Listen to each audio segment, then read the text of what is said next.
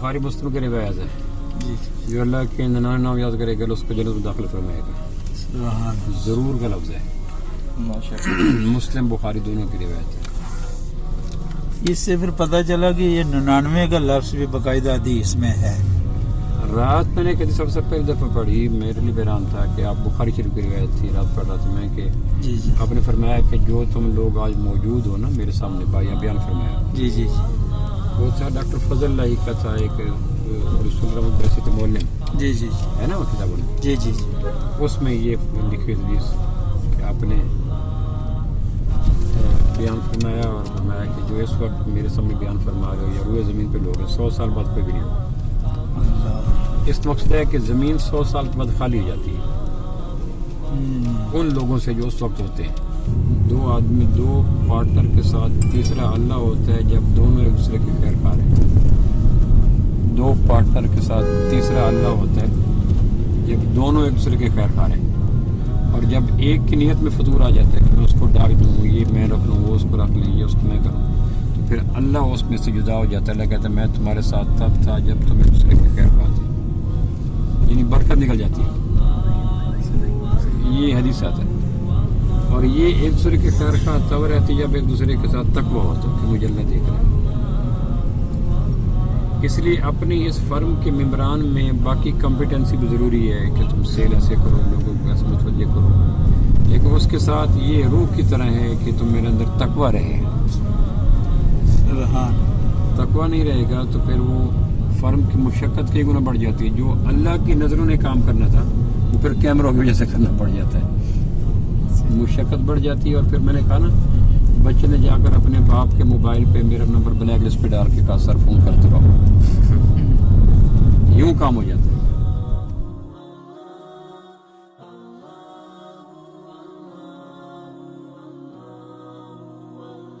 अस्सलामु अलैकुम रहमतुल्लाहि व बरकातुहू। अल्हम्दुलिल्लाहि वहदा वस्सलातु वस्सलामु अला मन ला नबी बाद। मोअज़्ज़िज़ सामीन, दुनिया के अंदर बेशुमार मखलूक़ात पाई जाती हैं। ज़ेर ज़मीं हैं, बलाए ज़मीं हैं, ज़ेर आसमां हैं, बलाए आसमां हैं, जंगल में हैं, दरिया में हैं, हवा में हैं, खला में हैं, नबातात से हैं, जमादात से हैं, हैवानात से। इतनी मखलूक़ात हैं कि इस दौर में गिनती के बेशुमार पैमाने हैं। दुनिया ग्लोबल विलेज बन चुकी है। आधे फुट से कम चीज़ के मोबाइल के ज़रिए आप मशरक़ मगरब से कनेक्ट हो चुके हैं, लेकिन अल्लाह की मखलूक़ात का शुमार मुमकिन नहीं हो सका। इतनी मखलूक़ात, इन तमाम मखलूक़ात में बदतरीन मखलूक कौन सी है और बेहतरीन मखलूक कौन सी है तो मैं और आप तय नहीं कर सकते। विटामिन के एतबार से देखेंगे, शक्ल के एतबार से देखेंगे, कद-ओ-कामत के एतबार से देखेंगे, मुज़र मुफीद के एतबार से देखेंगे, तासीर के एतबार से देखेंगे, ये बदतर है, ये बदतरीन है। लेकिन सबसे बदतरीन मखलूक खंजीर है। दलील उसकी वमा उहिल्ला लिगैरिल्लाह के साथ उसको जोड़ा गया। दुनिया में सबसे गलीज़ खाना वो है जो गैरुल्लाह के नाम पर पकाया जाए। मैंने पिछली दफ़ा भी अर्ज़ किया था, मौजू की संगीनी के पेश नज़र फिर अर्ज़ कर देता हूँ। किसी मरहूम के मज़ार और कब्र पे जाकर इस नीयत से कोई बकरा, कोई दुम्बा, कोई लेला, कोई छतरा, कोई चावल पकाना कि इसके सवाब मिलेगा और अल्लाह इस मरने वाला जो जिसकी कब्र पे है इसके दर्जात को बुलंद करेगा, ऊपर करेगा, ये ऐन सवाब है, ये मतलूब है। इसको ईसाले सवाब कहते हैं, ईजी लोड कहते हैं। ये इस शरीयत का हुस्न है। बाकी उम्मतों में ईसाले सवाब नहीं था, उनको नेकी की अपॉर्चुनिटी और मौका ज़्यादा था। 100 साल उम्र, 200 साल उम्र, 1000 साल उम्र, हमारी कुल उम्र 60-70 साल है। रात में बुखारी शरीफ की रिवायत पढ़ रहा था, आपने फरमाया कि 100 साल के बाद बयान फरमा रहे थे आपने फिर ईशा की नमाज के बाद खड़े हुए, फ़र्ज़ पढ़ाए, फिर खड़े हो गए, फिर फरमाया आज इस वक्त जो मैं आपसे बात कर रहा हूँ 100 साल के बाद इस वक्त के ज़मीन के लोगों में कोई भी नहीं होगा। और आज की साइंस तस्लीम कर रही है कि हद इंसानी उम्र 100 साल के, और फिर मैं मेरी उम्मत की उम्र 60 और 70 साल की होगी। इसलिए ईसाले सवाब, ज़िंदा रहने वालों का मरने वालों को सवाब भेजना इस उम्मत का ख़ास है, बाकी उम्मतों का नहीं था। पूरी तौरात पढ़ दो यहूदी की कब्र पे, पूरी इंजील पढ़ दो ईसाई की कब्र पे, सवाब कोई नहीं। इस उम्मत की कमी उम्र की पूरा करने के लिए ज़िंदा रहने वालों को ईसाले सवाब की तौफीक देगी ताकि तुम पढ़ते रहो और उनको ईजी लोड होता रहेगा। ईसाले सवाब का इस दौर में आम मफहूम तर्जमा ईजी लोड करवाना है। تو کسی مرنے والے کی قبر پہ جا کر کوئی خیرات کرنا، صدقات کرنا، انفاق کرنا یتیموں، بیواؤں، مسکینوں کو، یہ ایصال ثواب کی حسین ترین شکلوں میں ایک شکل ہے اور یہ مسنون ہے۔ لیکن کسی مرنے والے کی قبر پہ، مزار پہ، یا اس کو تصور کر کے گھر کے اندر کوئی چیز اس لیے پکانا کہ میرے اس عمل سے وہ مرنے والا خوش ہوگا اور وہ مجھے بچہ دے گا، مجھے صاحب اولاد کرے گا، مجھے نوکری دے گا، تو یہ کھانا ایسے ہی ہے جیسے خنزیر کا کھانا، یہ بکرا ہو، دمبا ہو، چاول ہو، گوشت ہو، دودھ ہو۔ قرآن مجید نے خنزیر کے کھانے کے ساتھ تشبیہ اہل لغیر اللہ کے ساتھ دی ہے، اس لیے خنزیر بدترین ہے۔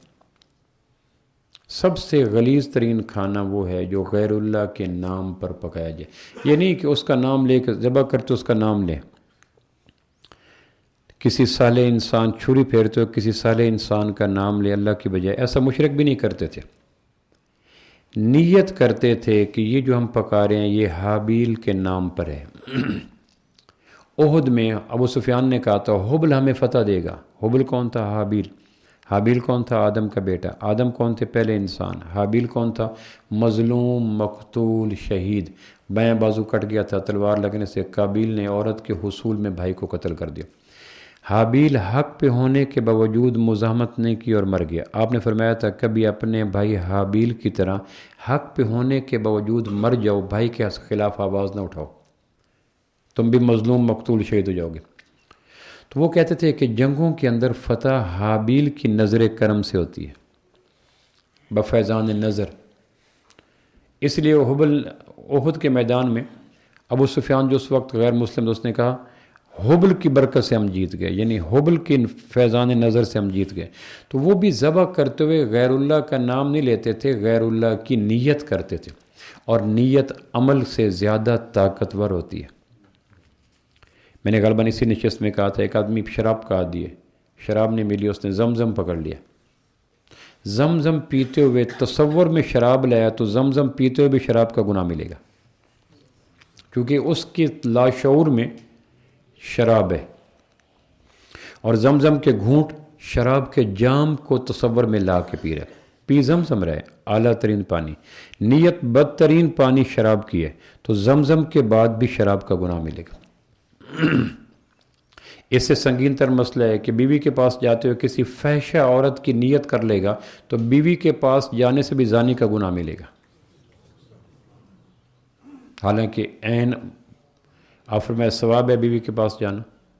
صحابہ نے کہا یہ ثواب کیسے ہے؟ کہنے کہ اگر یہ کام غیر جگہ پہ کرتے گناہ ہوتا تو کہا جہاں نہیں حکم تھا وہاں کرنے سے گناہ ہے، تو جہاں حکم ہے وہاں کرنے سے ثواب بھی ہے۔ تو بیوی کے پاس جاتے ہوئے کسی فحشہ عورت کو ذہن میں رکھ کر بیوی سے ایک صحبت کرنا یہ زنا کا گناہ ہے، کیونکہ نیت عمل سے بڑی ہوتی ہے۔ نیت المومن خیر من عمل، مسلم کی روایت ہے۔ فجر کے 2 فرض اور مغرب کے 2 نفل نیتوں کی بنا پہ ویری کر جاتے ہیں، باقی کوئی فرق نہیں ہوتا۔ تو بدترین کھانا کائنات میں یہ ہے کہ کسی مرحوم کے نام پر گھر میں پکایا جائے، اس کے مزار پہ پکایا جائے، اس کی قبر پہ پکایا جائے، اور نیت یہ رکھی جائے کہ میرے اس کھانے سے وہ آگاہ ہے، میرے اس بکرے سے وہ خوش ہے، میرے اس چاولوں کی ڈش سے وہ خوش ہے، اور خوش ہو کر میرے جو مرادیں پوری کرے گا۔ یہ کھانا ایسا ہی ہے جیسے خنزیر کا کھانا۔ خنزیر بدترین، ہمارے ہاں یہ کم نصیبی سے پیٹ کا دوزخ بھرنے کے لیے مذہبی فنکاروں نے یہ جو بے روزگار تھے، اقبال کہتے ہیں نا کہ اس کے نعمت خانے کی ہر چیز ہے مانگی ہوئی، دینے والا کون ہے؟ مرد غریب و بے نوا۔ کسی مذہبی فنکار کے ڈرائنگ روم میں جا کے پوچھو یہ کہاں سے ملی کہ فلاں نے دی، یہ کہاں سے ملی کہ فلاں نے، کیوں؟ اس کے نعمت خانے کی ہر چیز ہے مانگی ہوئی، دینے والا کون ہے؟ مرد غریب و بے نوا۔ اس سے کھیس لیا، اس سے ویڑا لیا، اس سے دمبا لیا، اس سے چاول چارپائی لیا، اس سے کرسی سے لیا، اس سے، تو دینے والا کون ہے؟ مرد غریب و بے نوا۔ تو خنزیر مخلوق کے بدترین ہونے کی دلیل یہ ہے کہ اس کا ذکر اہل لغیر اللہ کے ساتھ کیا گیا، لحم الخنزیر وما اہل لغیر اللہ۔ تو اللہ کی تمام مخلوقات میں بدترین مخلوق خنزیر ہے۔ ہمارے دیہاتوں میں تو اس کا نام بھی نہیں لیتے تھے کسی زمانے میں، وہ بلاں جو کماندوں سے نکلتی ہے، یعنی اس کے حوالے سے یوں تحفظات تھے اور ریزرویشنز تھیں اور ایک تقدس پن کا ماحول تھا کہ نام لیتے ہوئے بھی اس کا وہ کہتے ہیں کہ زبان ناپاک ہو جاتی ہے، صوتی آہنگ خراب ہو جاتا ہے، تصورات میں گدلا پن آ جاتا ہے، سوچیں آلودہ ہو جاتی ہیں، ماحول پلوٹ ہو جاتا ہے، ماحولیاتی آلودگی بن جاتی ہے اس خبیث کا نام لیتے ہوئے۔ اور یہ برا کیوں ہے؟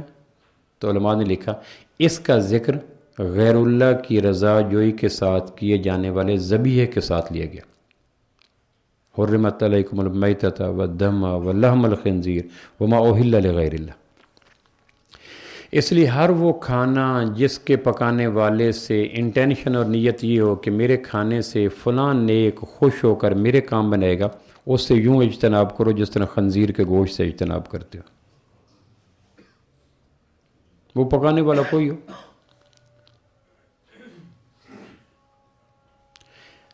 کھانا فرض نہیں ہے، رزق حلال کا کھانا فرض ہے۔ اور آدمی رزق حرام نہیں کھاتا، رزق حرام آدمی کو کھا جاتا ہے۔ اور جو لوگ کاروبار حیات کے قابل نہیں رہتے وہ اپنے پیٹ دوزخ بھرنے کے لیے لوگوں کو رزق حرام کے راستوں پہ لگا دیتے ہیں، اس سے ان کا روٹی پانی چلتا رہتا ہے۔ میں نے کہا مستحب ہے، مسنون ہے اہل اللہ کے مزاروں پہ گھروں میں دو فقیروں کو، یتیموں کو، مسکینوں کو، اس سے کہ اس میرے عمل سے اللہ خوش ہو کر مرنے والے کے آخرت کے درجات بہترین بنائے گا، یہ ضروری ثواب ہے۔ لیکن یہ مرنے والا اس دیگ سے خوش ہو کر میرے بنائے گا، یہ خنزیر ہے، وہ دودھ ہو، وہ دہی ہو، کوئی بھی، اس سے بچو۔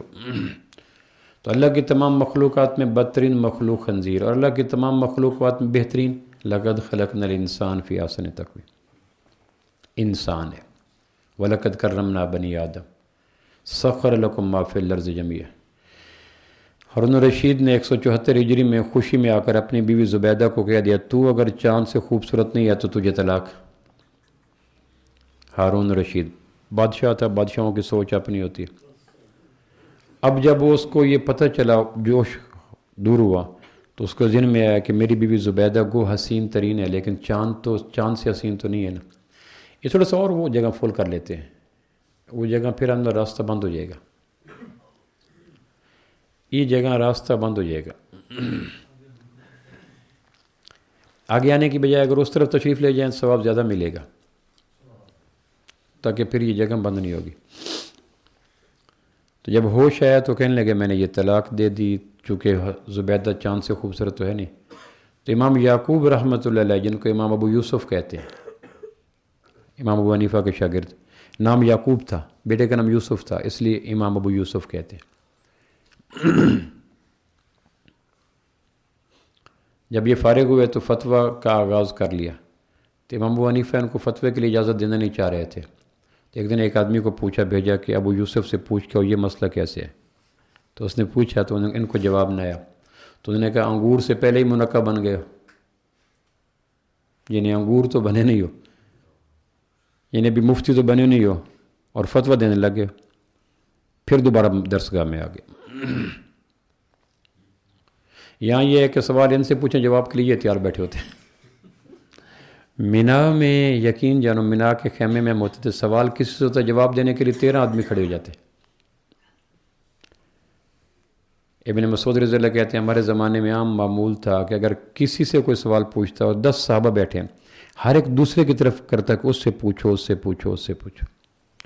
جب خوف خدا ہوتا ہے تو فتویٰ دینے میں آدمی کنجوس ہو جاتا ہے، اور جب خوف خدا نہیں ہوتا تو پوچھو، اس سے جواب وہ دیتا ہے۔ تو امام ابو یوسف، امام یعقوب رحمۃ اللہ علیہ، ان سے پوچھا گیا تو انہوں نے کہا نہیں طلاق تو نہیں ہوئی۔ تو ہارون الرشید حیران ہوا۔ اس نے جن علماء نے کہا تھا طلاق ہوگی، زبیدہ آپ سے جدا ہوگی، اس سے کہا، اس بلایا تو کہا تم آپس میں ایک دوسرے کو مطمئن کرو۔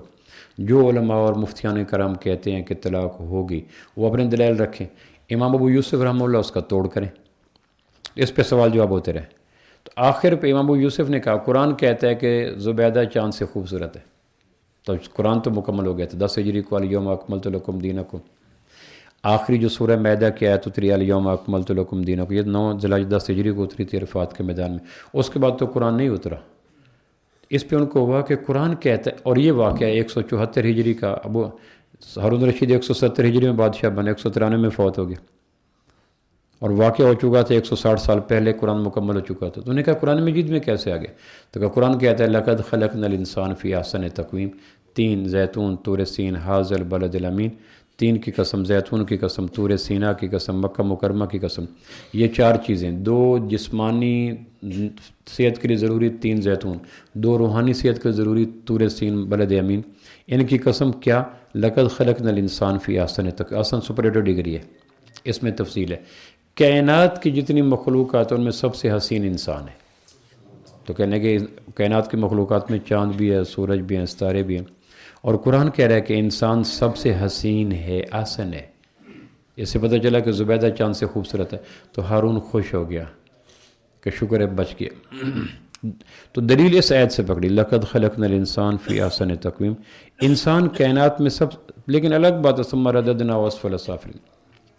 پھر گرتا ہے تو اتنا گرتا ہے کہ جانور بھی پناہ مانگتے ہیں کہ مجھے تشبیہ انسان سے نہ دی جائے. ثم رددناہ اسفل اسفل بھی نہیں، سافلین.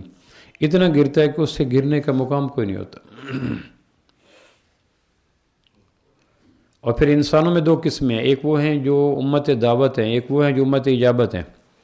ہم امت اجابت ہیں کہ ہم نے اللہ کے محبوب کی دعوت قبول کر لی. ایک امت دعوت ہیں، یہودی، سکھ، عیسائی، رافضی، قادیانی. یہ امت دعوت ہیں، ان کو دعوت دینی ہے. جن کو دعوت دینی ہے ان کو کہا اولئک ہم شر البریہ، یہ بدترین لوگ ہیں. اور جنہوں نے قبول کر لیا ان کو کہا اولئک ہم، سورہ بقرہ میں، اولئک ہم خیر البریہ، یہ سب سے بہترین ہیں. ایک تو پوری کائنات کی کھربوں مخلوقات میں سب سے بہترین انسان ہے. پھر انسانوں کی دو کیٹیگری میں انسان، امت دعوت، امت اجابت ہے. اس میں امت اجابت جنہوں نے دعوت کو قبول کر لیا اس کو کہا اولئک ہم خیر البریہ، یہ سب سے بہترین لوگ ہیں. تو اللہ کا کتنا کرم ہے کہ اس نے بغیر کسی استحقاق کے، دعا کے، منت کے، فام کے، نعمت کے ہمیں کائنات کی بہترین مخلوقات میں شامل کر دیا. یعنی دیکھو نا، حالانکہ ہوا کی مخلوق، سمندر کی مخلوق، جنگل کی مخلوق، دریا کے مخلوق، وادی کی مخلوق، بالائے آسمان مخلوق، زیر زمین مخلوق، رینگنے والے، تیرنے والے، اڑنے والے، کتنے، ان میں کھربوں مخلوقات میں سب سے ٹاپ پہ جو مخلوق ہے وہ ہے جنہوں نے اللہ کو مانا، اللہ کی مانی. تو قرآن کہتا ہے اولئک ہم خیر البریہ، یہ سب سے بہترین ہے. اور اللہ نے ہمارا انتخاب ان میں کر دیا. لقد خلقنا الانسان فی احسن تقویم. ہمارے اعزاز کے لیے یہی کافی ہے کہ ہم احسن تقویم ہیں. پھر اللہ کا ہم سے ایک مطالبہ ہے کہ اتنی نعمت جو میں نے تمہیں عطا کی، احسن تقویم بنایا، اتنی نعمت جو دی، تمہیں تو پتہ نہیں تھا مخلوقات کیا کیا ہیں. پھر تمہیں پتہ نہیں تھا کہ انسانوں میں کیٹیگری کون کون سی ہیں. پھر تمہیں پتہ بھی نہیں تھا کہ انسانوں میں سے بہترین کون ہے. تو میں نے اگر تمہیں اپنے فضل سے، اپنے کرم سے بہترین کے اندر تمہارا انتخاب فرما دیا، ایک کام کرو. وہ کام کیا ہے؟ لقد خلقنا الانسان فی احسن تقویم. تم بہترین مخلوق کو آسن ہو، لیبلوکم ایکم احسن عملا، کام بھی آسن کرو. ادھر بھی لفظ آسن ہے، آسن تقویم. ادھر سورہ ملک میں ہے لیبلوکم ایکم احسن عملا، کام بھی آسن کرو. یا آسن کام کون سے؟ ہر ماں کو اپنا بیٹا یوسف لگتا ہے، ماں کی مامتا کا تقاضا ہے. ہر نیک کو اپنی نیکی آسن لگتی ہے، اس کی نیکی کے ذوق کا تقاضا ہے. جو نیک جس نیکی میں مصروف ہے اس کو حسین ترین نیکی سمجھ کر مصروف عمل ہے، اور یہ اس کے جنوں کا اور اس کے لاشعور کا تقاضا ہے. لیکن اللہ کس کو آسن کہتا ہے؟ بات تو وہ ہے. تو اللہ نے خود بتایا تم آسن ہو، آسن تقویم، کام آسن کرو، لیبلوکم ایکم احسن عملا. اور پھر خود فرمایا کہ آسن کام میں تمہیں بتاؤں کیا ہے، کہ یا اللہ کیا ہے؟ قل ھذہ سبیلی ومن احسن قولا ممن دعا الی اللہ. پھر لفظ آسن لیا ہے کہ کائنات میں ہونے والے نیکیوں میں سب سے حسین طریقے نیکی ہے کہ لوگوں کو اللہ کا تعارف کراؤ. فیصل آباد میں جب آپ گھومیں، پاکستان میں گھومیں، تو پھل کا تعارف، پھول کا تعارف، سبزی کا تعارف، لکڑی کا تعارف، لوہے کا تعارف، دوائی کا تعارف، سونے کا تعارف، ٹاول کا تعارف، بیڈ شیٹ کا، اس کے لیے انسان مخصوص ہے. پوری عمر ایک چیز کا تعارف، صبح ہوتی ہے اور اس کا تعارف کرتے کرتے شام ہو جاتی. سورہ لقمان میں یہ کہا گیا کہ اپنے بچوں کو ہر مخلوق کے تعارف کے ساتھ ساتھ آسن کام کرنے کا فن بھی سکھلاؤ.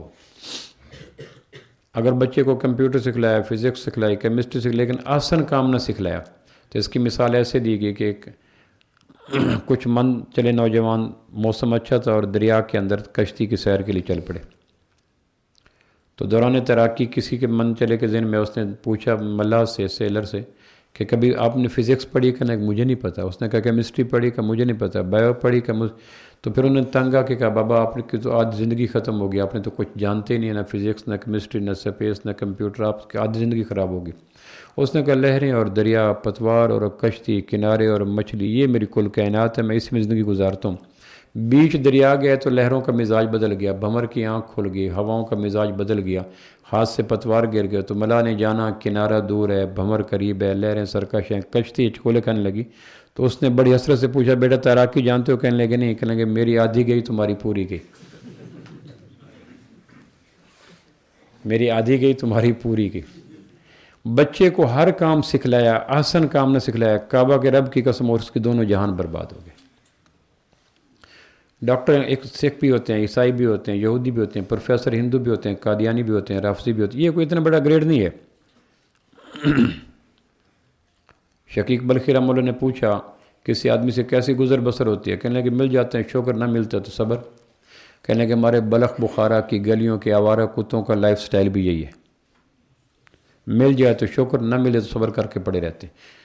بلخ بخارا کی گلیوں کے کتوں کا مزاج بھی یہی ہے کہ جب دے دیں تو شکر، نہ تو دم دبا کے پڑے رہتے ہیں۔ تم حضرت انسان ہو کر زندگی کی پرواز میں بلخ بخارا کی گلیوں کے کتوں سے تو اوپر پرواز رکھو۔ جتنی بہترین ڈاکٹر چیونٹی ہے، دنیا کا کوئی اسپیشلسٹ ایسا نہیں ہے۔ ایک چیونٹی کو 2 حصوں میں کاٹ دیں، کاٹنے کے بعد اس کو چیونٹی کی بل پہ پھینک دیں۔ یہ سرجری آج تک یہاں نہیں پہنچ سکی سرجن، وہ چیونٹی آئیں گی، اس کی سمت درست کریں گی، منہ سے لعاب نکالیں گی، اسٹیج کر کے چلا دیں گی۔ دنیا کی سرجری آج تک یہاں تک نہیں پہنچ سکی، اور اگر پہنچ بھی جائے تو اس کو چیونٹی کا نام دینا چاہیے جو سرجن یہاں تک پہنچ جائے۔ ماشاءاللہ تم تو چیونٹی سرجن ہو۔ کیا مقصد؟ سرجری میں مقام امامت پہ تو چیونٹی کھڑی ہے، چیونٹی کے مقام پہ پہنچو نا۔ دھنیا واحد پودا ہے، بیج ہے جس میں 4 ایمبریو ہوتے ہیں، دھنیا سے 4 شاخیں بیک وقت نکلتی ہیں۔ یہ چیونٹی کو بغیر ایگری میں داخلہ لیے سب کچھ پتہ ہوتا ہے۔ ایگریرین کو بڑا مشکل پتہ چلتا تھا، جو ایگریرین یہاں تک پہنچ جائے اس کو چیونٹی ایگریرین کہنا چاہیے کہ تم تو ماشاءاللہ امام چیونٹی تک پہنچ گئے۔ قدرت نے یہ فن جانوروں کو بے نیازی سے دے کر ہی بتلایا کہ اللہ کے نزدیک یہ فن اگر اتنے اہم ہوتے تو جانوروں کو عطا نہ کرتے۔ بلخ بخارا کی گلیوں کے کتے بھی یہ کر لیتے۔ انسانوں کو یہ کہا کہ یہ اگر چیزیں یونیک ہوتی، اینٹیک ہوتی، قیمتی ہوتی، سر کی دستار ہوتی، ماتھے کا جھومر ہوتی، تو قدرت اتنی نعمتوں کو بے نیازی کے ساتھ جانوروں کو عطا نہ کر دیتے۔ جانوروں کو عطا کر دینا اس بات کی نشانی ہے کہ آسمان والے کے نزدیک یہ وہ چیزیں نہیں جو قابل فخر ہیں۔ بچے کو زندگی کا ہر کام سکھلائیں، لیکن یہ بھی سکھلائیں کہ اللہ کی طرف بلانے کا تعارف، اللہ کا تعارف کیسے کروانا ہے۔ یہ وہ نیکی جس سے ہر نیکی پہ ومن احسن قول، دیکھو نا تینوں جگہ میں لفظ احسن ہے، احسن عمل، احسن تقویم، ومن احسن قولا ممن، تینوں جگہ لفظ بھی احسن ہے۔ تم احسن ہو، احسن کام کرو، اور احسن کام یہ ہے کہ لوگوں کو اللہ کا تعارف کرو۔ یہ وہ کام ہے جس سے کائنات کی ہر خیر جنم لیتی ہے۔ لیکن سوال یہ ہے، 2 سوال پیدا ہوتے ہیں کہ یا اللہ کیا احسن کام ہم کر سکتے ہیں، یعنی تیرا تعارف ہم کروا سکتے ہیں؟ تو قرآن مجید کی 2 آیتیں آ کر آگے دیواریں چین بن جاتی ہیں۔ اللہ کہتا ہے یہ ناممکنات میں ہے، کائنات کا کوئی کام، کوئی مخلوق، کوئی انسان اللہ کے تعارف کا حق ادا کر سکے، یہ مشکل نہیں ہے، سمپلی امپاسبل ہے، ناممکنات میں ہے۔ 2 آیتیں کون سی ہیں؟ قُل لَوْ كَانَ الْبَحْرُ مِدَادًا لِكَلِمَاتِ رَبِّي لَنَفِدَ الْبَحْرُ قَبْلَ أَن تَنفَدَ كَلِمَاتُ رَبِّي وَلَوْ جِئْنَا بِمِثْلِهِ مَدَدًا۔ کائنات کے سارے اشجار کی تراش کے کلمے بنا لو، سمندروں کی سیاہی بنا لو، وَلَوْ أَنَّ مَا فِي الْأَرْضِ مِن شَجَرَةٍ لَّأَقْلَامٌ وَالْبَحْرُ يَمُدُّهُ مِن بَعْدِهِ سَبْعَةِ أَبْحُرٍ، 7 سمندر اور لے لو تو کائنات میں اللہ کی تعریف کا حق ادا پھر بھی نہیں ہو سکتا۔ سارے سمندر روشنائیاں، سارے درخت کلمے، سارے انسان ملائکہ، سارے انسانوں میں تھکن ختم اور بے پناہ علم کا فیضان ہو، پھر بھی اللہ کی تعریف کا حق ادا نہیں ہو سکتا۔ دوسرا سوال یہ پیدا ہوتا ہے کہ اللہ جو آپ نے کہا ہے آسن کام ہے، آسن کام کون سا ہے؟ اللہ کا تعارف کروانا تھے۔ اللہ کا تعارف کروانا کیا ہے؟ کہ اللہ کی قدرت، طاقت، ہیبت، سطوت، اختیارات بتاؤ۔ ہم کہتے ہیں یا اللہ ووٹ، سپورٹ، نوٹ سے تمہیں کوئی فائدہ ہوگا؟ ہم تیرا تعارف کرائیں لوگوں کو، محلے والوں کو، دیہاتیوں کو، شہروں کو، پگڈنڈی والوں کو کہ اللہ یہ ہے، یہ ہے، تو اس کام کے کرنے سے تمہیں کوئی فائدہ ہوگا؟ تو حدیث قدسی آتی ہے، مسلم کی روایت ہے، لو ان اولکم وآخرکم وانسکم وجنکم کانوا اتقی علی قلب رجل واحد منکم، سارے کے سارے متقی بن جاؤ، میری بڑائی میں اضافہ نہیں ہوگا۔ تو یا اللہ جس کام کے کرنے سے تمہیں فائدہ کوئی نہیں، نمبر 1، اور جس کام کا کرنا ہمارے بس کا روگ نہیں ہے وہی ہمارا مقصد حیات بنا دیا۔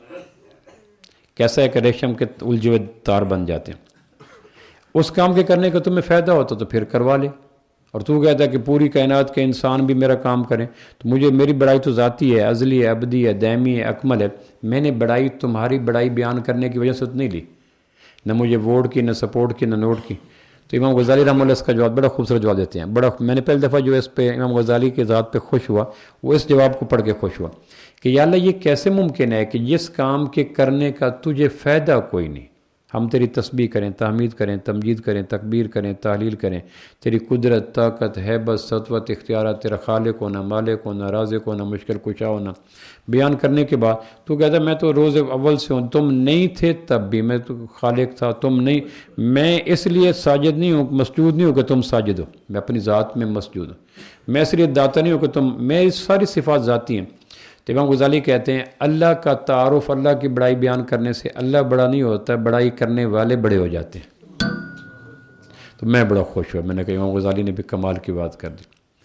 اللہ کی سبوحیت، اللہ کی تحمید، اللہ کی تمجید، اللہ کی تکبیر، اللہ کی تحلیل کرنے سے کعبہ کے رب کی قسم اللہ کی عظمت پہ فرق نہیں ہوتا، کرنے والوں کو رفعتیں ملتی ہیں، عظمتیں ملتی ہیں، بڑائیاں ملتی ہیں، سبوحیت مل جاتا، ہم پاک ہو جاتے ہیں، ہم بڑے جاتے ہیں۔ اللہ کہتے ہیں کچھ لوگ بڑے بنتے ہیں مکان سے، کچھ بڑے بنتے ہیں گاڑیوں سے، کچھ بڑے بنتے ہیں گریڈ سے، کچھ بڑے بنتے ہیں جوانی سے، یہ ساری بڑائیاں روح بزوال ہیں، دوپہر کا سورج ہیں جس کے ڈھلتے ہوئے دیر نہیں لگتی۔ ہاں البتہ اگر میری بڑائیوں کے بیان کرنے سے تم بڑے بنو گے تو تمہاری بڑائیوں پہ خزاں بھی نہیں آئے گی، رات بھی نہیں آئے گی، پت جھڑ کا موسم بھی نہیں آئے گا۔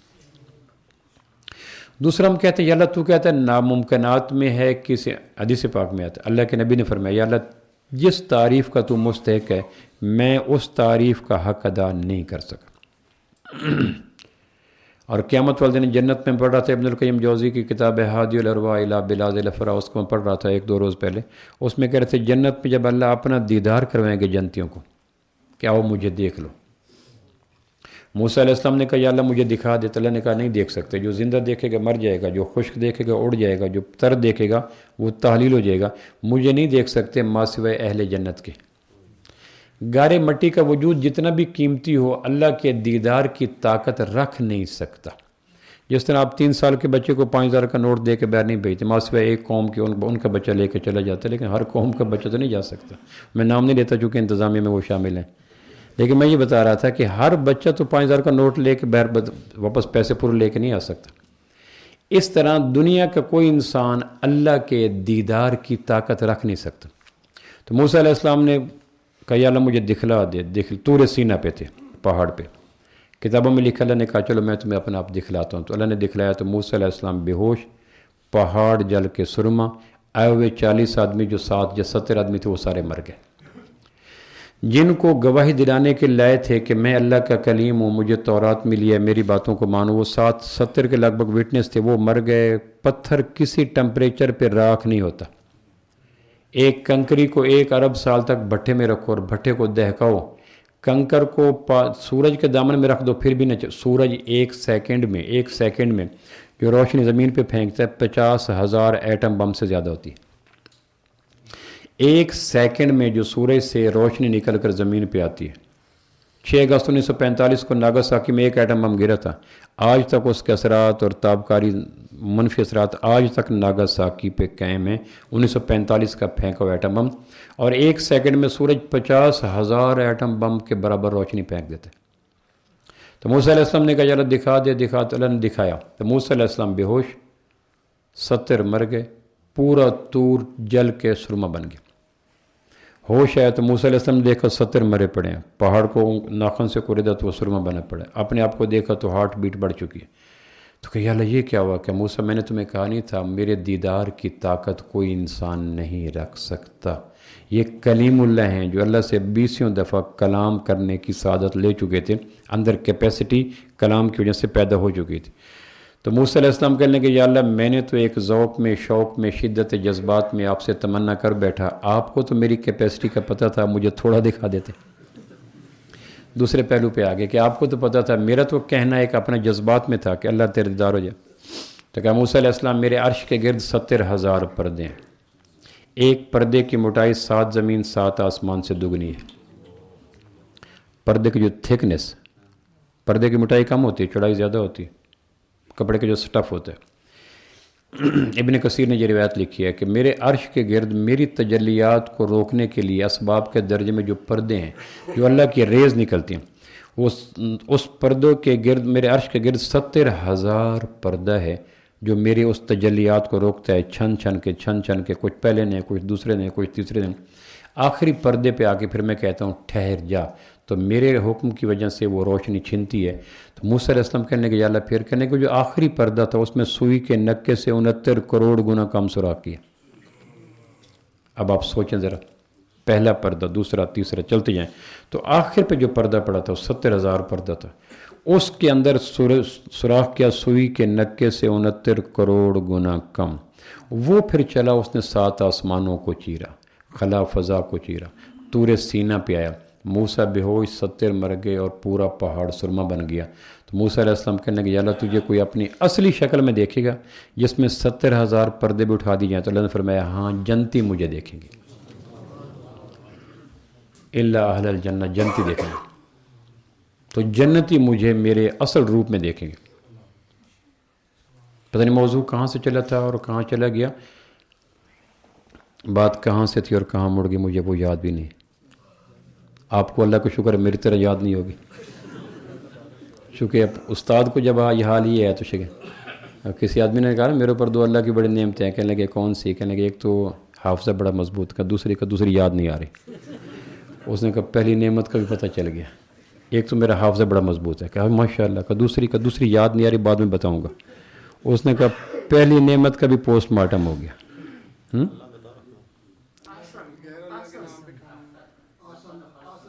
مجھے پتہ سارے جواب غلط ہوں گے، کرتے رہیں کوشش۔ اسی قبیلے سے تعلق رکھتے ہیں میں اور آپ، جس کا حافظہ بڑا مضبوط تھا۔ اچھا خیر، میں یہ عرض کر رہا تھا کہ اللہ کا تعارف کروانا، یہ کائنات کا سب نیکیاں اس میں اللہ نے کہا نا احسن عمل، سوئی کے نکے سے، سوئی کا نکا جس میں دھاگا ڈالتے ہیں، اس کو فردر چھوٹا کرتے جاؤ تو 69 کروڑ گنا کم چھوٹا کر لو تو باقی کیا بچا؟ پھر اس روشنی نے کہاں سے ٹریول کیا؟ 70,000 پردہ جام تھما، اس کے نیچے 7 آسمان ہے، اس کے نیچے جبریل کا گھر ہے۔ جبریل کے گھر کو سدرۃ المنتہا کہتے ہیں۔ جبریل کے گھر میں 7 آسمان 7 زمین رکھیں تو یوں حدیث میں آتا ہے جبریل کے گھر میں 7 آسمان 7 زمین یوں ہیں جیسے پورے زمین پہ ایک انگوٹھی پڑی ہو۔ جبریل جہاں قیام کرتا ہے 600 پر کھول کر، اس میں 7 آسمان 7 زمین کو رکھ دیں تو جس کی ایک کنال کی کوٹھی ہے وہی قابو نہیں آتا۔ کیوں جی؟ 600 پر لینڈ کرتا ہے تو 600 پروں کے لیے جیسی 600 کائناتیں تو چاہیے نا، تو اس میں پوری 7 آسمان 7 زمین یوں لگتے ہیں جیسا ایک روئی رنگ پوری کائنات پڑھو، تو یہ میں نے جو انگلی میں رنگ پہنا ہوا اس نے کائنات کا کتنا حصہ لے گا۔ وہاں سے اس نے چیرا، پھر خلا فضا کو چیرا، 9 کروڑ 30 لاکھ میل تو یہاں سے سورج ہے، 13 لاکھ زمینیں سورج میں آ جاتی ہیں، 5 کروڑ سورج ایک 14 ستارے میں آ جاتے ہیں، حدیث میں آتا ہے 5 کروڑ سورج ایک ستارے میں آ جاتے ہیں، اور 13 لاکھ زمینیں ایک سورج میں آ جاتی ہیں، اور سورج زمین سے 9 کروڑ 30 لاکھ میل دور ہے۔ اور حافظ صاحب وہاں سے چلتا یہاں آیا تو اس پہ موسیٰ علیہ السلام جیسا کلیم اور طور سینہ کا خطیب اور اولوالعزم پیغمبر، وہ تھر تھر کانپنے لگا، ہارٹ بیٹ بڑھ گئی، 70 مر گئے، پہاڑ ٹمپریچر میں راکھ ہو کر سرما بن گیا۔ تو موسیٰ علیہ السلام کہنے لگے یا اللہ کوئی دیکھے گا؟ تو اللہ کہے گا وہ دیکھیں گے جو جنت میں آئیں گے۔ تو اللہ پاک جنت میں اپنا دیدار کروائیں گے جنتیوں کو، آؤ مجھے میرے اصلی روپ میں دیکھو۔ پھر اللہ خود سورۃ اخلاص، ایک روایت میں آتا سورۃ اخلاص پڑھ کے سنائیں گے، ایک روایت میں آتا سورہ رحمان پڑھ کے سنائیں۔ اور جنتیوں کو اگر موت نہ ہوتی تو کوئی جنتی اللہ کو دیکھنے کے بعد زندہ نہ رہ سکتا۔ تو ہم دوسرا کہتے ہیں کہ یا اللہ تیرا تعارف تو ناممکنات میں ہے، چونکہ تو کہاں اور ہم کہاں، ہماری جہالت کی حد کوئی نہیں، کمزوری کی حد کوئی نہیں، ضعف کی حد کوئی نہیں، ذلت کی حد کوئی نہیں، فانی پن کی حد کوئی نہیں، اور تیری طاقت کی حد کوئی نہیں، علم کی حد کوئی نہیں، قدرت. تو ہم کیا کریں؟ محیط محاط کی کیا بات کریں، ذرہ صحرا کی کیا بات کریں، قطرہ سمندر کی کیا بات کریں. ایک شاگرد نے کہا استاد سے کہ یا اللہ استاد جی اللہ کتنے بڑے ہیں؟ کہا بہت بڑے ہیں. اس نے کہا آپ سے بھی بڑے؟ چونکہ اس کے ذہن میں تو بڑا اس نے کہا میرے سے بڑے. کہ وہ ڈی او جو آتا ہے جس کے آنے کے بعد پورے سکول کی صفائیاں اور تختیاں، اس سے بھی بڑے. کہ اس کو ذہن میں تھا. اس نے کہا استاد جی پھر کتنے بڑے ہیں؟ اس نے کہا بیٹا تیرے ذہن میں اللہ نہیں آ سکتے. اس نے کہا پھر بھی. وہ لے گیا صحرا کے ٹیلے پہ، تو حد نظر ریت ہی ریت ریت ہی ریت.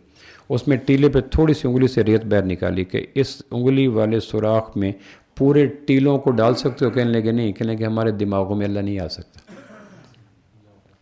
ہم محدود ترین ہے وہ لا محدود ترین، ہم جاہل ترین ہے وہ صاحب، ہم کمزور ترین ہے وہ تا، ہم ضعیف ترین.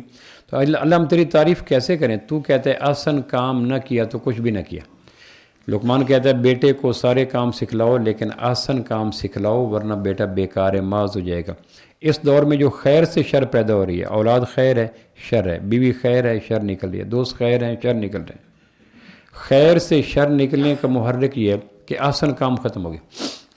تو ہم کیسے کریں؟ تو میں سورہ لقمان کی ایک آیت پڑھتا ہوں کہ اللہ کہتا ہے میرا تعارف کراؤ لوگوں کہ میں کون ہوں. اس وقت غیروں کا تعارف اتنا کرایا گیا کہ 700 سال پہلے مرنے والے انسان سے لوگ حاجتیں مانگتے ہیں. اتنا تعارف کرانے کے بعد مرنے والوں سے لوگوں نے مانگنا شروع کر دیا. یعنی تعارف کا دعوت کی یہ طاقت ہوتی ہے کہ جس کو مرے ہوئے 1000 سال پہلے گزر گیا اور اس کے انجام کا پتہ کوئی نہیں، اس کے مستقبل کا پتہ کوئی نہیں، لیکن اس کی پبلسٹی، اس کا تعارف، اس کے فضائل، اس کے کرامات، اس کی تعریفات، اس کی توصیفات اتنی کی گئی کہ یہاں بیٹھا ہوا آدمی اس دعوت کے زور اثر کی وجہ سے 1000 سال پہلے مرے ہوئے آدمی کے سامنے اپنی فریادیں رکھتا ہے. اور اگر اللہ کی بات نہیں کی جو شارک سے قریب ہے تو اللہ سے کوئی نہیں مانگتا. آپ کسی مزار کے پاس کھڑی ہوئی مسجد کو دیکھیں، جا کے دیکھیں رش کہاں زیادہ ہوگا. مزار کے کنارے بنی ہوئی مسجد میں رش دیکھیں اور مزار پہ رش دیکھیں، جس سے پتہ چل جائے گا کہ اللہ کے تعارف کے نہ کرانے کی وجہ سے مرے ہوئے مزار آباد پڑے ہیں، زندہ مسجدیں ویران پڑی. اور اس کا سبب کیا ہے؟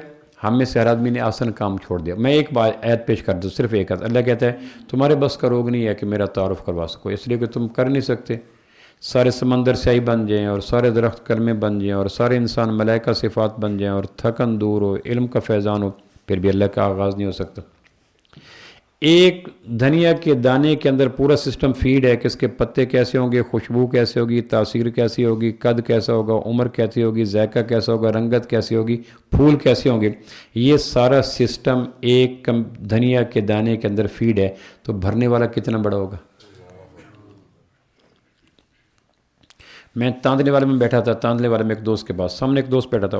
ایک چیز اس نے چنے کی دال آپ نے دیکھی ہوگی، اس کو دیکھ کر مجھے کچھ ایسے دیکھتے اس نے چنے کی دال پہ میرا پورا فوٹو بنا دیا، پھر مجھے دے دیا کہ یہ لیں سر. پھر اس میں میری ٹوپی بھی نظر آ رہی تھی، میرا چہرہ بھی نظر آ رہا تھا، میرا رنگ بھی نظر آ رہا تھا اور آسمان پیچھے نظر آ رہا تھا. اس نے چنے کی دال کے اوپر میرا فوٹو بنا کے کہا یہ لیں، مجھے خود دے دیا. تو میں حیران ہو گیا کہ اس بندے نے کیا کر دیا. تو جو چیونٹی کے اندر پورے چیونٹی کا فنکشن بھر دیتا ہے، اللہ کی باتوں کے نہ کرنے کی وجہ سے حقیقتیں افسانہ بن گئی اور افسانے حقیقت بن گئے. مرنے والے مشکل کشا بن گئے. اور لا تاخذہ سنہ ولا نوم ولا مسنا من لغوب احد صمد، اس کو پوچھتے کوئی نہیں. اور اس کی عملی دلیل مسجدوں کی ویرانی ہے. مسجدوں کا ویران ہو جانا اس بات کا ثبوت ہے کہ اللہ کی ذات سے یقین کسی کو نہیں. جس طرح ریٹائر آدمیوں کے ڈیروں پہ کوئی نہیں جاتا، ایک ایم پی ہار جائے، ایک ایم این اے ہار جائے، یا الو بیٹھے ہوتے ہیں یا کتے بیٹھے ہوتے ہیں یا چند نوکر پھر رہے ہوتے ہیں، باقی گہما گہمی تو ختم ہو جاتی ہے. وہ جانتے ہیں کہ اب اس کے وہ انگلی اور طاقت اور گاڑیاں ختم ہوگی. اللہ کے تعارف کا کام چھوڑنے کی وجہ سے اللہ ایک ذات کی طاقت دلوں سے نکل کے رہ گئی. اللہ کو جانتا کوئی نہیں.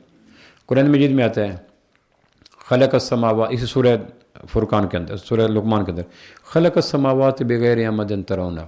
دنیا کے کسی آرکیٹیکٹ کو تحد نظر آسمان میں کوئی پلر دکھاؤ، اتنی بڑی چھت اور پلر کے بغیر، اتنا بڑا سائبان تنے ہوئے صدیاں بیت گئی، نہ شکستگی، نہ کونگی، نہ دراڑ، نہ رنگت میں فرق. اگر آسمان کے نیچے پلر ہوتے تو فضائی سفر کتنے حادثات کا شکار ہو جاتا. اس وقت دنیا میں محفوظ ترین سفر فضائی سفر گنا جاتا ہے کہ آگے ریزسٹنس کوئی رکاوٹ کو نہیں. اگر آسمان کے نیچے پلر ہوتے جو نظر نہ آتے تو روزانہ کتنے جہاز کریش ہو کر زمین پہ گرے، جس دھوبی گھاٹ میں جہاز گرے پڑے ہوتے ہیں. آپ نے دیکھا نہیں پاکستان کتنا آسانی سے جہاز بنا دیتا ہے. میں نے ایک دن اخبار پہ پڑھا دھوبی گھاٹ میں جہاز کریش ہو گیا. میں دیکھنے کے لیے آیا تو آگے نشے ہی مرا پڑا تھا. وہیں لینڈ کرتا ہے، وہیں ٹیک آف کرتا ہے، وہیں کریش ہو جاتا ہے. میں ہکا بکا کہ پاکستانیوں کی جہاز خبر رساؤں نے بھی کیسی خبر لگی سعودی عرب دھوبی گھاٹ میں جہاز کریش ہو گیا. میں نے یقین جانا کہ کوئی چھوٹی پرواز کا، آگے دیکھو تو نشے ہی مرا پڑا تھا. نام بھی کیا رکھا جہاز، اور لینڈ کتنی تھوڑی جگہ پہ کر لیتے ہیں. آپ نے دیکھا چھوٹے سے ایک درختوں کے بیچ میں لینڈ کر کے مسکین پڑے ہوں گے. اور پھر پورے یعنی دنیا کا کوئی جہاز اتنی کم جگہ پہ لینڈ نہیں کرتا جتنا پاکستانی جہاز لینڈ کر جاتے. اور لینڈ کرنا کتنا آسان ہے، اور ٹیک آف کرنا. ان سے باتیں سنو. نشئی پڑا تھا تو اس کے سینے پڑا تھا بیر. اس نے ایک آدمی گزرا، اس نے کہا مخلوق پہ ترس کھایا کرو، تمہارے اندر رحم ہی کوئی نہیں. رک گیا کہ ممکن ہے کہ نشئی کسی پریشانی میں. تو اس نے کہا کیا مسئلہ ہے؟ کہنے کہ بیر تو منہ میں ڈال دو. بیر منہ میں ڈال کے چلنے لگا. کہنا کہ گٹھلی تیرا باپ نکالے گا. بیر تو منہ میں ڈال دیا تو یہ گٹھلی نکالنے کا کام یہ کون کرے؟ یعنی اتنے شہزادے لوگ ہوتے پڑے تھے. خلق السماوات بغیر عمد ترون. اللہ کہتا ہے اتنا بڑا آسمان. اللہ الیکٹران، پروٹون، نیوٹران، نیوکلس کی بات نہیں کرتا. اللہ ڈینگی اور وائرس کی بات نہیں کرتا، کرونے کی بات نہیں کرتا کہ ہر آدمی کے فزیکل نو فزیبل نو. اللہ وہ باتیں کرتا ہے جس کو ایک صحرا کا بدو بھی دیکھ سکے، ایک شہر کا متمدن بھی دیکھ سکے، ایک عام آدمی. خلق السماوات بغیر عمد ترون. اتنے بڑے آسمان، اس کی رنگت. اور پھر چھتوں میں، یہ چھت بنائی ہے مسجد میں یہاں کے مقامی، تو کتنے اس میں بلب لگے ہیں. آسمان کی چھت میں کتنے رات کو بلب نظر آتے ہیں. اگر رات کو بلب نہ ہوتے رات کی وحشت میں کتنا اضافہ ہو جاتا. رات کو جو قدرت نے آسمان کو آویزاں کرنے کے لیے، مزین کرنے کے لیے مختلف ستاروں کے روپ میں، پھر کچھ قریب کچھ دور، کچھ جمگھٹے کچھ نیلے کچھ پیلے کچھ دبے اکبر، یہ رات کی وحشت کو، ظلمت کو، تاریکی کو کم کرتے ہیں. ورنہ رات تو وحشت کے ذریعے آدمیوں کو ڈپریشن کا شکار کر دیتی. آسمان کی چھت پہ ان بلبوں کا جلا دینے پر صدیوں کے بعد کوئی بلب فیوز بھی نہیں ہو. وَأَلْقَىٰ فِي الْأَرْضِ رَوَاسِيَ أَن تَمِيدَ بِكُمْ. یہ سورۃ لقمان کی. اور زمین گھومتی ہے، جھومتی ہے، بھاگتی ہے. زمین کی 5 حرکتیں ہیں. ان 5 حرکتوں کو کنٹرول کرنے کے لیے القا فی الارض رواسیٰ ان تمید بکم. اگر زمین میں ہم پہاڑ نہ لگاتے تو کوئی بھی چھت اپنی جگہ پہ کھڑی نہ ہوتی. پہاڑ ایسے ہیں جیسے زمین کے اوپر کسی نے بریک لگا دیو. پھر پہاڑوں کے اگر رنگ نہ ہوتے تو آدمی کتنا من الجبال جدد بیض حمر مختلف الوانها وغرابیب سود. کتنے ڈسٹمپر ہیں. رنگ اتر جاتا ہے، دھوپ پڑے رنگ اتر جاتا ہے، بارش پڑے رنگ اتر جاتا ہے، رگڑ پڑے رنگ اتر جاتے ہیں، آندھیاں پڑے. اور چاروں چیزیں پہاڑوں پڑتی ہیں. کبھی رنگ اترا؟ چاروں چیزیں بیک وقت پہاڑوں پڑتی ہیں. دھوپ پڑتی ہے، بارش پڑتی ہے، رگڑ آتی ہے اور آندھیاں پڑتی ہیں. ڈسٹمپر اتنا پڑتا ہے، اتنا پکا ہے کہ مجال ہے چاروں چیزیں جو ڈسٹمپر کی قاتل ہیں کسی پتھر کا رنگ اتار کے دکھائے. پھر نہ گلے نہ جلے. نہ اقبال کی نظم ہے نا، بانگ درا کی پہلی نظم، ہمالیہ تو جواں ہے تجھ میں کچھ پیدا نہیں دیرینہ روزی کے نشاں. تو جواں ہے گردش شام و سحر کے درمیاں. ہر ایک پہ بڑھاپا آ جاتا ہے، پہاڑوں پہ کبھی بڑھاپا ہے. القا فی الارض رواسیٰ ان تمید بکم. دیکھو یہ زمین کے اوپر اگر یہ گل جاتے، اگر یہ جل جاتے، اگر یہ ٹوٹ جاتے، اگر یہ بکھر جاتے تو زمین جھٹک لیتی، ہچکولے لیتی، ٹوٹتی. کوئی مکان، کوئی پلازہ، کوئی گھر، کوئی چھت سلامت نہ رہتی. اللہ کہتے ہیں وہ کون ذات ہے جس نے اتنے بڑے زمین کو اضطراری حرکت سے روکنے کے لیے پہاڑوں کی میخیں گاڑی. القا فی الارض رواسیٰ ان تمید وبث فیہا من کل دابہ. پھر پوری کائنات میں جانوروں کا بکھیرنا. انگلینڈ میں تھا، میں لندن میں بیٹھا تھا ایک ہوٹل پہ، تو ایک بڑا جنگلی کبوتر میرے میز پہ آ کے وہ چھوٹے چھوٹے جو پارٹیکل پڑے تھے بسکٹ کے، رس کے، وہ کھانے لگ گیا. تو جو دوست ٹکٹ لے رہا تھا وہ بھاگ کے میرے پاس ہے. اس نے کہا جو یہ سامنے بیٹھا تھا کبوتر، جنگلی کبوتر، اس کو کچھ نہ کہنا. اسے پتا تھا کہ پاکستانی چھیڑنا تو اس نے ہے. اس نے بھاگ کے آیا. کتا وہاں پڑا ہوتا ہے، راستے میں پتھر مار دیں گے. وہ کہ میں تو اکیلا پڑا تھا، الگ پڑا تھا، راستہ بھی نہیں تھا. کہ نہیں بس پک دے گئے تھے. کتا الگ پڑا ہے، نہ راستہ نہ گزر گا، بس پاکستانی ہے نا، اس کو ان کو پتھر مار کے ضرور گزریں گے کہ یا اللہ میں کتا ہوں اتنا گئے. اس کو کیا تھا؟ حالانکہ راستے پہ میں کچھ نہیں. میرے پاس بھاگ کے آیا، کہنے کہ جنگلی کبوتر کچھ نہ کہنے. میں نے کہا کیوں؟ کہنے کہ یہاں کے سارے پرندے کوئین کی جو یہاں کی ملکہ الزبیتھ ہے اس کی ملکیت ہیں، کہ ایک وقت ہے کہ انگلینڈ کے سارے پرندے مر گئے تھے، پھر اس نے دنیا بھر سے پرندے خرید کر انگلینڈ کی فضاؤں کو رنگین بنانے کے لیے انگلینڈ میں پرندے چھوڑ دیے. اللہ کہتا ہے القا فی الارض رواسیا ان تمید بکم وبث فیہا من کل دابہ. ہم نے پوری کائنات میں سے انسانوں کو پرندوں کو بکھیرا، اگر تمہیں لانا پڑتا کتنا مشکل ہو جاتا. فاختہ تو خود بخود نقل مکانی کر کے آ جاتے ہیں. ہم درختوں کو کہاں آتا ہے ہجرت کرنا، تم پرندے و وطن چھوڑ کے جا سکتے ہو. ہم درختوں کو کہاں آتا ہے ہجرت کرنا، تم پرندے ہو وطن چھوڑ کے جا سکتے ہو. اس نے کہا دشت میں پیاس بجھاتے ہوئے مر جاتے ہیں ہم، پرندے کہیں جاتے ہوئے مر جاتے ہیں ہم. ہمیں سوکھے ہوئے تالاب پہ بیٹھے ہوئے ہنس جو تعلق کو نبھاتے ہوئے مر جاتے ہیں، ہم کہاں جاتے ہیں. تو اگر یہ قدرت پرندوں میں بیچ میں یہ چیز نہ رکھتی تو کتنا کائنات ہماری اداس جاتی. بس فیہا من کل وانزل من السماء ماء. میں کبھی سوچتا ہوں کہ آسمان کے اوپر جو بادلوں کے روپ میں سمندر کھڑے ہیں، اگر یہ ٹوٹیوں کی طرح پانی برستا ہے تو مکانوں کی چھتوں کا، گاڑیوں کا، پودوں کا کیا حال ہوتا. اگر یہ آسمان سے گرنے والا پانی شاور کی طرح نہ برستا اور ٹوٹیوں کی طرح، ہینڈ پمپ کی طرح، ٹیوب ویل کے نال کی طرح برستا، زمین کا کیا حال ہوتا. گھنٹوں پانی برستا ہے، پھول کی پتی نہیں گرتی. شاور کی نزاکت، نفاست، ملاد، میلوں سے پانی گرتا ہے، گھنٹوں بارش برستی ہے. گلاب کی پتی کا رنگ نہیں اترتا، گلاب کی پتی جدا نہیں ہوتی. انزل من السماء ماء فانبتنا به كل زوج کریم. پھر اس میں ہر قسم کا پھل ہم اگایا. آخری بات جو میں کہنے لگا ہوں، اللہ اپنا تعارف کروانے کے لیے کہتے ہیں کہ دیکھ لو میں نے یہ کیا، آسمان کو بنایا، زمین کو بنایا، پہاڑوں کو بنایا، انسانوں کو بنایا، پرندوں کو بنایا. پھر جو آخری بات کہتے ہیں اسی آیت سورہ لقمان ہے، ھذا خلق اللہ، یہ تو ہے میری تخلیق. فارونی ماذا خلق الذین من دونہ، بتاؤ میرے علاوہ جن کے سامنے ہاتھ پھیلاتے ہو ان کی کوئی کائنات میں تخلیق تو دکھاؤ. بگڑی تو وہی بنائے گا نا جو پہلے بنائے گا. بگڑی بنانے کے لیے پہلے بنانا ضروری ہے نا، جو بنا نہیں سکتا وہ بگڑی کیسے بنائے گا. ھذا خلق اللہ، یہ تو ہے اللہ کی تخلیق. فارونی ماذا خلق الذین من دونہ. پھر آگے اللہ کہتا ہے یہ تو سارے مل کر ایک مکھی بھی نہیں بنا سکتے. اللہ کا تعارف کروانا کائنات کی تمام پھیلی ہوئی نیکیوں میں سب سے بڑی نیکی ہے. جو مقام بیج کا پودے میں ہے وہی مقام شجر اسلام کے اندر دین میں اللہ کے تعارف کا ہے.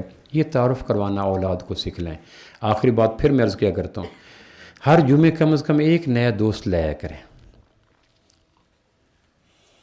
ایک نیا دوست لایا کریں، صرف اپنے محلے میں کسی دوست کو، رشتہ دار کو لایا کریں.